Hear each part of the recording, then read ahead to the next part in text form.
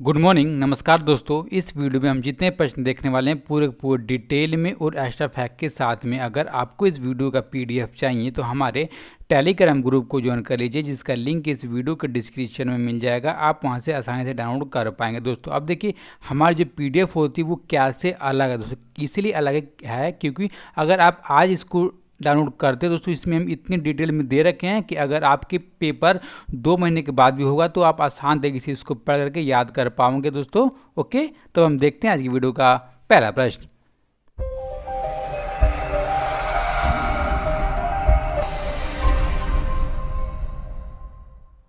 World bamboo day is observed on which of the following days, यानी कि विश्व बांस दिवस निम्न में से किस दिन मनाया जाता है दोस्तों। इसको हर साल ऑप्शन नंबर डी यानी कि 18 सितंबर को विश्व बांस दिवस के रूप में मनाया जाता है। अब देखिए, मानने के पीछे का उद्देश्य क्या है दोस्तों। उद्देश्य ये है कि जो हम बांस से क्या बना सकते हैं, इसके क्या फ़ायदे हैं, रोज़मर्रा की ज़िंदगी में दोस्तों हम क्या क्या इसके उपयोग करते हैं, उनके बारे में लोगों के बीच में जागरूकता पैदा करना बांस के प्रति इसका मेन उद्देश्य है। इसलिए दोस्तों हम इसको हर साल 18 सितंबर को मनाने का काम करते हैं। ओके दोस्तों, अब देखिए 2009 में बैंकॉक में आयोजित हुआ था 8वां विश्व बांस कांग्रेस। उसमें वर्ल्ड बम्बू डे को आधिकारिक रूप से विश्व बांस संगठन के द्वारा 18 सितंबर को दोस्तों डेट घोषित किया गया और इसी दिन को विश्व बांस दिवस मनाने के लिए दोस्तों आधिकारिक तौर पर घोषणा कर दी गई। अब देखिए दोस्तों, इसकी स्थापना कब की? इसकी स्थापना की गई 2009 में।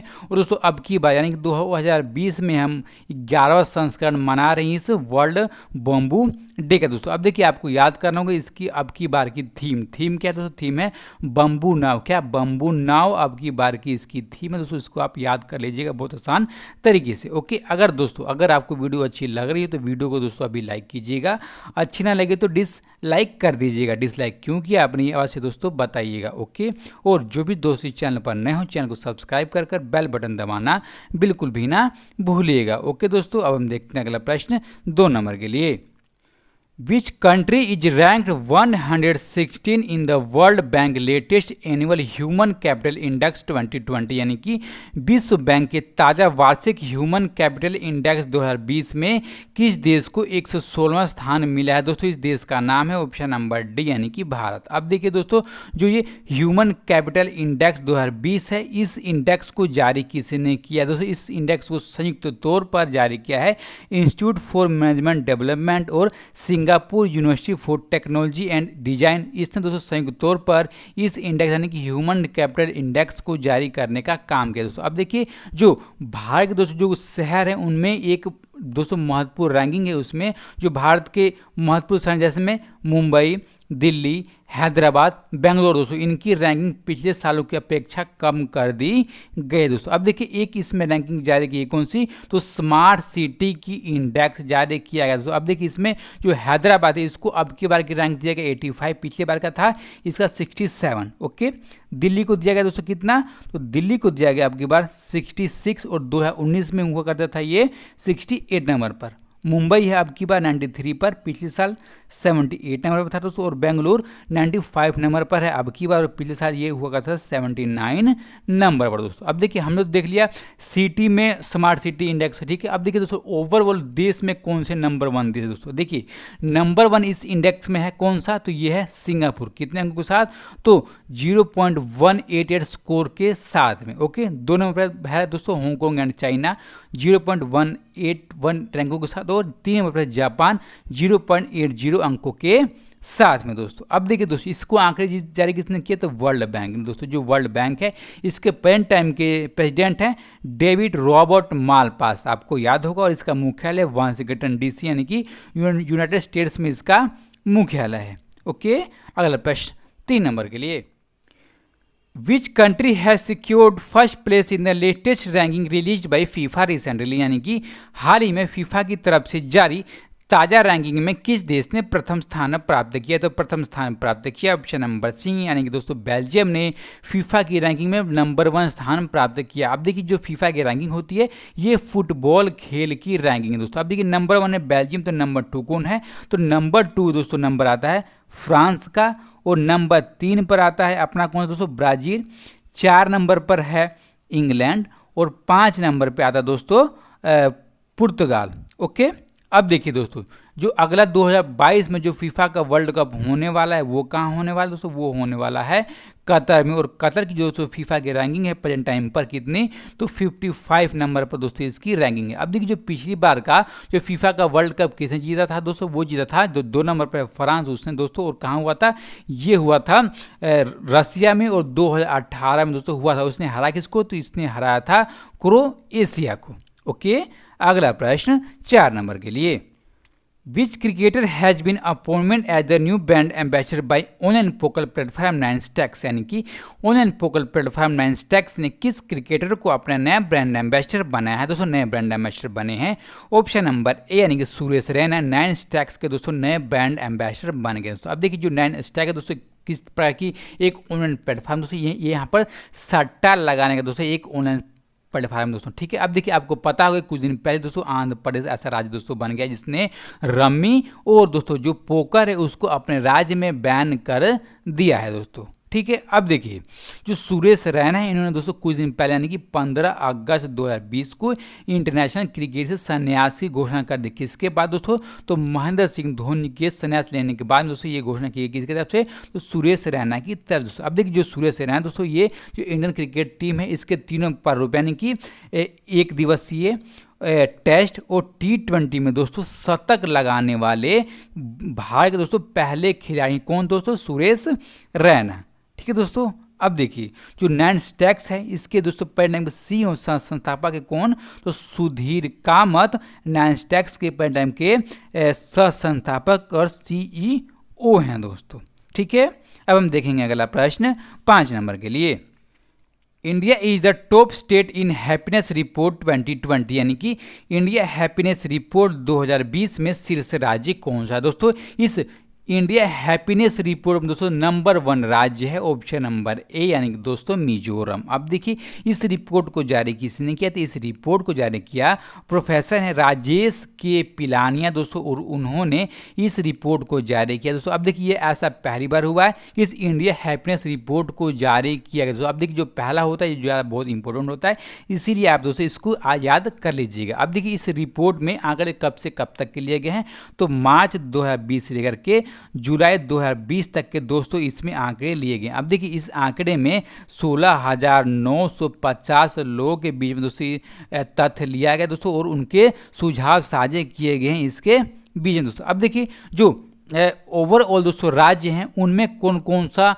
नंबर 1, नंबर 2, नंबर 3 दोस्तों। अब देखिए ओवरऑल नंबर 1 है मिजोरम, नंबर 2 पे आता है पंजाब का नंबर दोस्तों, और नंबर 3 पर आता है अंडमान और निकोबार का नंबर। ठीक है दोस्तों, अब देखिए जो बड़े राज्य उनमें किसकी रैंकिंग है नंबर 1 की दोस्तों, बड़े राज्य में नंबर 1 है पंजाब, फिर गुजरात, फिर है तेलंगाना का नंबर दोस्तों। अब देखिए जो छोटे राज्य हैं उनमें है सबसे पहले नंबर मिजोरम, सिक्किम और अरुणाचल प्रदेश दोस्तों। अब देखिए सबसे खराब प्रदर्शन किसने किया है दोस्तों, इसमें नंबर 1 सबसे खराब प्रदर्शन किया किसने, तो महाराष्ट्र ने, उसके बाद दिल्ली का नंबर है, और उसके बाद दोस्तों हरियाणा का नंबर है दोस्तों। ठीक है, अब इसके बारे में आपने देख लिया। अब दोस्तों पहली बार इस रिपोर्ट को जारी किया गया इसलिए बहुत ज़्यादा इंपॉर्टेंट है, इसलिए आप दोस्तों इसको सही से याद कर लीजिएगा। Who will be the voice of Amazon of their Alexa voice assistant, यानी कि अमेजॉन ने अपने एलेक्सा वॉइस असिस्टेंट के लिए किसका आवाज़ दिया है दोस्तों। अब देखिए भारत से दोस्तों जो सेलिब्रिटी हैं वो पहली बार दोस्तों भारत की तरफ से किसी सेलिब्रिटी ने अमेजॉन एलेक्सा के लिए अपनी आवाज़ दी, जिसका नाम है ऑप्शन नंबर बी यानी कि अमिताभ बच्चन दोस्तों। अब देखिए जो अगले एलेक्सा दोस्तों जो आने वाले हैं जो आप खरीदेंगे दोस्तों उसमें जो अमिताभ बच्चन होंगे उनकी आवाज़ दोस्तों आपको सुनने को मिलने वाले, क्योंकि दोस्तों इस पर साझेदारी पर साइन किया है किसके साथ, तो अमेजॉन ने दोस्तों अमिताभ बच्चन के साथ साझेदारी किया, क्योंकि जो उनको आवाज़ का उपयोग करने वाला है अपने एलेक्सा के अंदर दोस्तों। ठीक है, अब देखिए भारत के पहले सेलिब्रिटी हैं इसलिए बहुत ज़्यादा इंपॉर्टेंट हो जाते हैं दोस्तों। अब देखिए जो हॉलीवुड की अभिनेता दोस्तों सबसे पहले कौन थे दोस्तों, सबसे पहले थे सैमुअल एल जैक्सन एलेक्सा दोस्तों, ये सबसे पहले थे एलेक्सा में अपनी आवाज़ देने वाले दोस्तों। अब देखिए उनके बाद में शेक्सपियर, मार्क ड्वेन, नीति वचन और दोस्तों दंत कथाओं को भी इसमें शामिल कर लिया गया इस सेलिब्रिटी के तौर पर दोस्तों। ठीक है, अब हम जानेंगे इसके बारे में, तो हम जानेंगे अमेजॉन के बारे में, जिसकी स्थापना हुई थी 5 जुलाई 94 को। इसका हेडक्वार्टर है सिएटल वाशिंगटन और दोस्तों वाशिंगटन वर्जीनिया में इसका दोस्तों हेडक्वार्टर है। इसके संस्थापक है जेफ बेजोस और ये वर्ल्ड के सबसे अमीर व्यक्ति हैं दोस्तों, ठीक है। अब देखिए इसके बिल्डिंग में चेयरमैन सीईओ हैं जेफ बेजोसी, ओके। अगला प्रश्न दोस्तों 7 नंबर के लिए, who started the my family my responsibility programme, यानी कि मेरा परिवार मेरी जिम्मेदारी कार्यक्रम किसने शुरू किया? इस कार्यक्रम को शुरू किया गया ऑप्शन नंबर बी, यानी कि महाराष्ट्र सरकार ने मेरा परिवार मेरी जिम्मेदारी कार्यक्रम को शुरू किया दोस्तों। अब देखिए इसको लॉन्च किसने किया? तो इसको लॉन्च किया दोस्तों महाराष्ट्र के पॉइंट टाइम के मुख्यमंत्री हैं उद्धव ठाकरे, और उन्होंने दोस्तों इस आंकड़े को, इस कार्यक्रम को लॉन्च करने का काम किया हुआ दोस्तों। अब देखिए जो मेरा परिवार मेरी जिम्मेदारी दोस्तों जो कार्यक्रम है इसके अंदर में किया जाएगा दोस्तों। इसके अंदर दोस्तों किया जाएगा कि जो स्वास्थ्य की जो टीमें हैं दोस्तों वो घर घर जाएंगी और राज्य के दोस्तों जितने भी परिवार हैं उनके सबका आंकड़ा लेंगे दोस्तों, को सबका रिपोर्ट जारी करेंगे, किसी को कोविड है कि किसी को कोविड नहीं है दोस्तों, ठीक है। और इसी के लिए इस मेरा परिवार मेरी जिम्मेदारी कार्यक्रम को लॉन्च किया गया महाराष्ट्र सरकार की तरफ से दोस्तों, ठीक है। अब हम देखते हैं किसके बारे में, तो महाराष्ट्र के बारे में जो आगामी परीक्षाएं पूछे जा सकते हैं दोस्तों प्रश्न दोस्तों, ठीक है। अब देखिए जो महाराष्ट्र है उसकी दोस्तों गर्मियों की राजधानी है मुंबई और ठंडियों की है नागपुर। इसके मुख्यमंत्री हैं उद्धव ठाकरे, गवर्नर हैं भगत सिंह कोश्यारी, पार्लियामेंट सीटें राज्यसभा की 19 और लोकसभा की 48 और राज्य बना था 1 मई 1960 को। इसके बम्बई हाई कोर्ट के अंडर में आता है। इसके पेंडिंग में चीफ जस्टिस हैं वीपी धर्माधिकारी और इसका राजकीय जानवर है इंडियन गिलहरी, पक्षी पीले पैर वाले हरे कबूतर, फूल जरूल का और पेड़ आम का, ओके। अगला प्रश्न 8 नंबर के लिए, प्रधानमंत्री नरेंद्र मोदी ने हाल ही में किस राज्य में कोसी रेल महासेतु के साथ यात्री सुविधाओं से संबंधित रेल की 12 परियोजनाओं का उद्घाटन किया? दोस्तों 12 परियोजनाओं का उद्घाटन किया गया किसके तरफ से? तो हमारे देश के प्रधानमंत्री नरेंद्र मोदी की तरफ से। किस राज्य में? तो ये राज्य दोस्तों बिहार राज्य में इसको लॉन्च कर दिया गया है दोस्तों, ठीक है।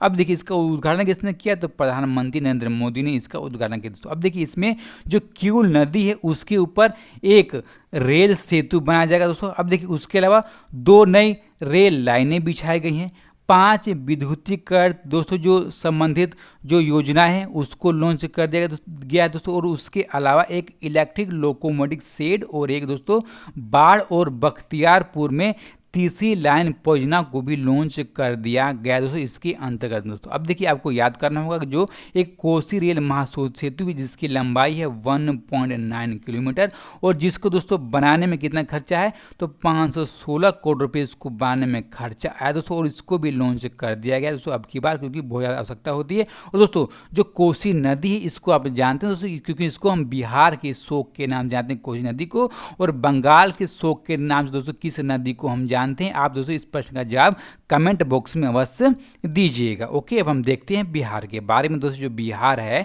उसकी राजधानी है Patna, chief minister Nitish Kumar, governor Phagu Chauhan और पार्लियामेंट सीटें हैं राज्यसभा की 16 और लोकसभा की 40 सीटें हैं दोस्तों, ठीक है। अब देखिए इस राज्य का गठन हुआ था 22 मार्च 1912 को और इसी दोस्तों हम हर 22 मार्च को बिहार दिवस के रूप में मनाते हैं, ओके। अब देखिए दोस्तों जो इस पटना हाई कोर्ट के अंदर में आता है इसके पेंडिंग पे चीफ जस्टिस हैं संजय करोल, इसका राजकीय पक्षी है गौरैया, वृक्ष दोस्तों पीपल का, फूल है कचनार का और दोस्तों चिन्ह है बोधि वृक्ष और मछली है मांगुर दोस्तों और पशु है गौर, ओके। अगला प्रश्न 9 नंबर के लिए, निम्न में से किस देश को संयुक्त राष्ट्र महिला स्थिति आयोग का सदस्य चुना गया है? दोस्तों जो सदस्य चुने गए हैं ऑप्शन नंबर डी यानी कि भारत, और दोस्तों भारत को 2021 से लेकर के 2025 तक के लिए संयुक्त राष्ट्र महिला स्थिति आयोग का सदस्य के तौर पर उनकी नियुक्ति कर दी गई है दोस्तों, ठीक है। अब देखिए 2021 से 2025 तक रहने वाले सदस्य के तौर पर अब देखिए ये सदस्य बनने के लिए कौन कौन से देश इस दौड़ में शामिल थे दोस्तों। जो दौड़ में शामिल थे वो थे दोस्तों पहले नंबर तो भारत, फिर था अफगानिस्तान दोस्तों, फिर था चीन, यानी कि दोस्तों चीन और अफगानिस्तान को पीछे छोड़कर भारत को दोस्तों संयुक्त राष्ट्र महिला स्थिति आयोग का सदस्य के तौर पर नियुक्त कर दिया गया है दोस्तों, ठीक है। अब हम देखेंगे आज का 10 नंबर का प्रश्न और आज की वीडियो का लास्ट प्रश्न। Farmer RBI governor Amitabh Ghosh passed away which governor was he, यानी कि आरबीआई के पूर्व गवर्नर अमिताभ घोष का निधन हो गया, वह कौन से गवर्नर थे दोस्तों? वो आरबीआई के 17 नंबर के गवर्नर थे। और दोस्तों आरबीआई के इतिहास में सबसे कम समय अवधि के लिए दोस्तों गवर्नर बनने वाले कौन से रहे, तो अमिताभ घोष दोस्तों सबसे कम समय तक आरबीआई के गवर्नर के तौर पर इन्होंने अपना काम किया। दोस्तों कितने दिन तक, केवल 21 दिनों तक ये गवर्नर के तौर पर रहे। कब से कब तक, तो 15 जनवरी 1985 से लेकर के 4 फरवरी 1985 तक ये आरबीआई के गवर्नर तक दोस्तों इन्होंने अपना काम किया हुआ हैगा दोस्तों, ठीक है। और इन्होंने आरबीआई के डिप्टी गवर्नर के रूप में दोस्तों अपनी सेवाएं दे चुके हैं दोस्तों। कब से कब तक, तो 21 जनवरी 1982 से लेकर के 20 जनवरी 1987 तक ये डिप्टी गवर्नर के तौर पर इन्होंने दोस्तों काम किया हुआ हैगा, ठीक है दोस्तों। अब देखिए जो प्रेजेंट टाइम पर आरबीआई के गवर्नर कौन है दोस्तों, जो प्रेजेंट टाइम पर आरबीआई गवर्नर है शक्तिकांत दास, आपको याद होगा, ठीक है। अब हम देखेंगे जो हमने कल के वीडियो में प्रश्न पूछा था दोस्तों, हमने पूछा था कि हाल ही में मोइरा केला, हरमन मिर्च और खाजे को किस राज्य ने जीआई टैग दिया हुआ है दोस्तों। जीआई टैग दिया किसने, तो ये दिया हुआ है ऑप्शन नंबर बी है दोस्तों, गोवा राज्य ने जीआई टैग दिया हुआ हैगा। अब देखिए दोस्तों आप इस प्रश्न को सही से याद कीजिएगा, क्योंकि जीआई टैग से पेपर प्रश्न बहुत अधिक तरीके से पूछे जाते रहे हैं। अब देखिए इस प्रश्न का सही जवाब किसने दिया है, तो विजय कुमार, कुणाल कुमार सिंह, बुल्ती घोष, शक्ति कुशवाहा, वाल्मीकि, सर्वेश काजी, छोटू आर्यन, अमन कुमार और श्रीमांता बाग और निखिल मदेशिया, इन सब दोस्तों ने प्रश्न का सही जवाब दिया हुआ हैगा। ओके, अब हम देखेंगे आज का प्रश्न, और आज के प्रश्न के बारे में आपको जितना भी मालूम होगा साथ के साथ दोस्तों आप कमेंट बॉक्स में लिख दीजिएगा। अगर आप कमेंट बॉक्स में लिख देते हैं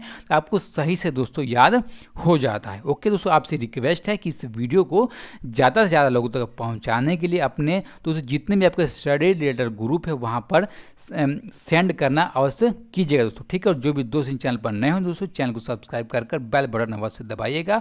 और इसी तरह आप तैयारी करते रहिए और अपना ख्याल रखिए। नमस्कार, धन्यवाद।